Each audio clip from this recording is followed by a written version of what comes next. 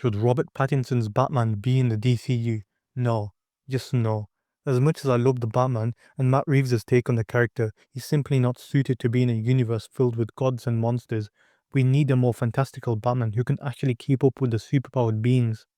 Ben Affleck's Batman was a fantastical Batman who was also in the DC cinematic universe, so a Batman at around his power level could fare well against many of the powerful beings there. Also, and don't get annoyed when I say this, but Batman is a character who requires prep time, and in a fantastical universe, he would have the fictional tech required to utilize it. He wouldn't be held back by realism like Pattinson's Batman. As we very well see in the Batman, Pattinson's Batman doesn't have much fancy tech. A lot of the resources shown in that film are things that can also exist in real life. Not to mention, Pattinson is still struggling with some of the more basic Batman stuff, even after 2 years, something that a fantastical Batman wouldn't struggle with. Besides, James Gunn himself has confirmed that Pattinson's Batman won't be in the DCU, so there's that. Overall, Matt Reeves' Batman universe is better off being its own grounded thing, with movies and TV shows taking place in Gotham City. I prefer Batman being the only hero in Reeves' universe.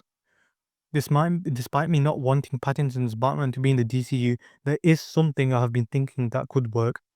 It could be that Paddington's Batman starts off inexperienced, sloppy, which he already is, and due to this, he comes off as more grounded and realistic, because in the film it was apparent that his Bruce Wayne wasn't very public, and he didn't really participate in Wayne Enterprises, so a lot of the technology the company possessed isn't used due to his lack of interest. So his next film will be about him learning to use the Bruce Wayne persona, and whilst he does this, he can be more involved in his father's company.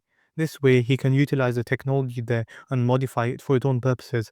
He can have more upgraded resources, and whilst doing this, he can become more fantastical and less grounded in the process. That's just an idea I have in the very small chance Pattinson does find himself in the DCU, but thankfully he won't be. Thanks for watching.